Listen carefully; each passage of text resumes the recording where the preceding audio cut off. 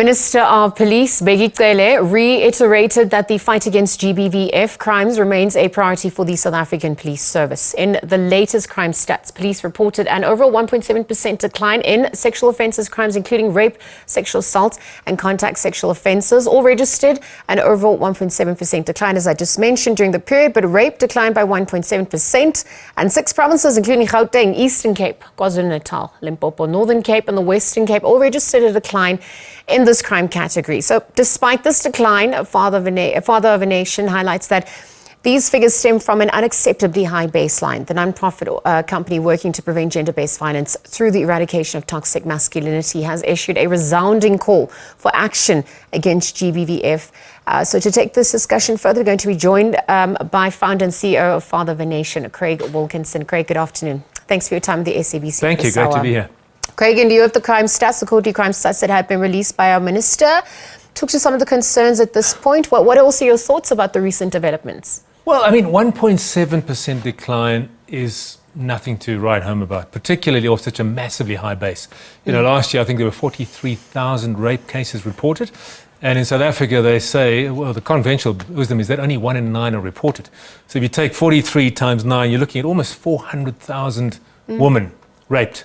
The other thing that statistics do is they belie the humanity behind the stats. You know, when we say 400,000, even 43,000, you know, it's a figure, it's a statistic, but every one of those is a woman, you know, who's damaged physically, emotionally, mentally, and we forget about that. We dehumanize it by talking about numbers. And for that woman, there are her children. You know, she's a mother, she's an aunt, she's a sister, she's a daughter. You know, and the people that are affected by that. So, we get very anesthetized, don't we, to the absolute degradation and the sheer. You know, you look at murder statistics last year. South Africa had 27,000 murders. You know, Palestine war, there've been 28,000 killed, you know, so every year we have a Palestine. 9/11 was 3,500 people killed. You look at 27,000, that's 6 9/11s every single year that we're experiencing. So South Africa, it's a major crisis, and these are human beings we're talking about. Yeah, absolutely, and even to understand our contemporary reality, we have to look at the history. Well, why is toxic masculinity and violence so deeply embedded in our society, from your vantage point? Well, there's so many reasons. You know, South Africa has a very oppressive history, as we know. We had migrant labor, we had single-sex hostels, we had an entire ethnic group or groups demonized and oppressed, you know, and that has a massive wound on our psyche, a massive national wound on our psyche. For me, one of the biggest reasons now is a lack of fatherhood. We have upwards of 60% of children are growing up without present and engaged fathers, and fathers play a massive role in raising boys to be good men. Me as a father, I cannot teach my daughter how to be a woman. You know, I can teach her many things, but I can't teach her how to be a woman. I'm not one. And so my wife cannot teach my son how to be a man. She can teach him, you know, and let's be honest, single moms in this nation are heroes, aren't they? I mean, they're just doing the most phenomenal job. But the one thing they can't do is teach a boy how to be a man. And so we need good, present, engaged men. And it can be a village, it can be an uncle, it can be a brother, it can be a teacher, coach, but we need good older men teaching younger boys how to be men. And we lack that deeply in our nation. And speaking of which, how do we address the unequal power relations and the power structures pervading society, the microaggressions, even the silences that perpetuate the status quo? Yeah. Look, boys grow up in a very difficult environment because we have such a false narrative about what it means to be a man, don't we? You know, I talk about now there are 5 big lies about masculinity: sex, power, money. Big boys don't cry and men are trash. So, you know, sex is the more sexual partners you have, the more of a man you are. That's a narrative we have, you know.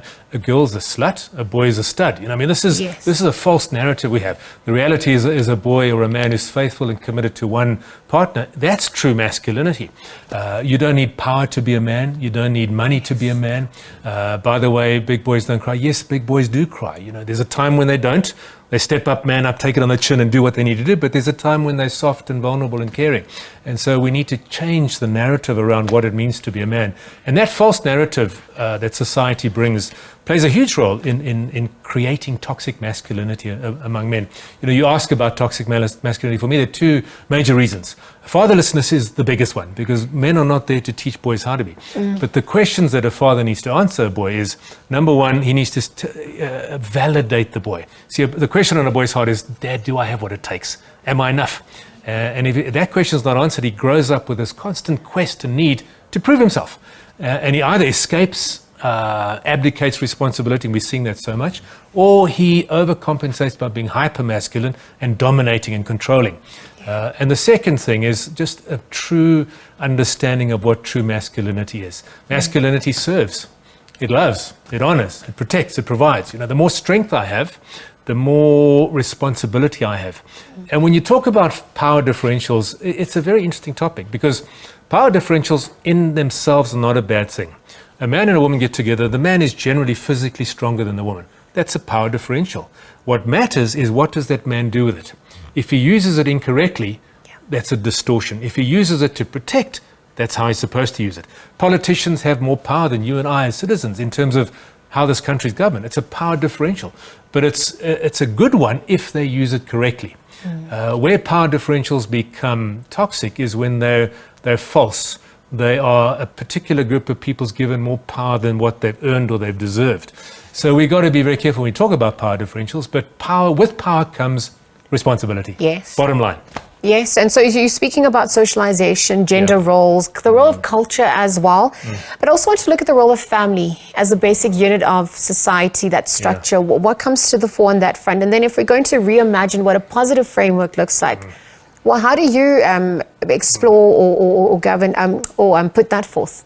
Well, the nuclear family unit is by far the most successful and powerfully important basic building block of society. Yes. Of course, there's situations where a partner has died, or there are various different things that mitigate against the nuclear family. But then the village comes into play. The village being, it takes a village to raise a child. So if you have a society that has healthy men, healthy women, operating together, co-creating as equal partners in this world, raising children, upholding values, using strength well, you have a healthy society. So nuclear family, crucially important. Every boy and every girl needs both a man and a woman, or a collective of good men and a collective of good women, to raise them to be good men and to be good women. And that's how society should work. What are your thoughts on government's role, just in terms of the approaches to GBVF? I'm just looking at some of the criminal law, the sexual offences and other related matters, amendment bill, domestic violence amendment bill. The stances taken through that policy, but the gaps, also the strides that have been taken then as well. Generally, policy is very good and moving in the right direction, but it's the implementation of the policy that's the problem. And I think a lot of political will is needed to drive the importance of fatherhood. We have, we tend to be either or, don't we, Lisa? We tend to live in a society where it's either black or white, or either it's woman or men, as opposed to humanity, which is both. So courts traditionally have favoured moms to be the primary caregiver. That's changed in law, but not really changed in application. Slowly, it takes a long time for that to change. So what government needs to do is, for me, and gender-based violence, this is the big issue, focus on prevention. We focus a lot on victim support, which is absolutely crucial. There shouldn't be a victim that's not supported in every way you possibly can. But we should focus on not having victims in the first place. So the more focus we have on preventing GBV from happening in the first place, the more success we're going to have. And because particularly sexual and violent gender-based violence is perpetrated primarily, 95% by men, we need to focus on men. And the reason is that no boy is born an abuser. No one comes out of their mother's womb DNA wired to be a racist, misogynist abuser. No, it's not there. It's something that's learned as they grow up. So something is going wrong on the journey from boy to man. And government needs to focus very heavily on what is it that's going wrong. And for me, one of the key things that's going wrong is a lack of fatherhood, a lack of good male role models in society. And we need to bring social messaging. We need to bring reward systems. We need to promote and grow and inspire and equip and teach men to be good fathers and good men. Because if we do that, we're going to create a society which is safe.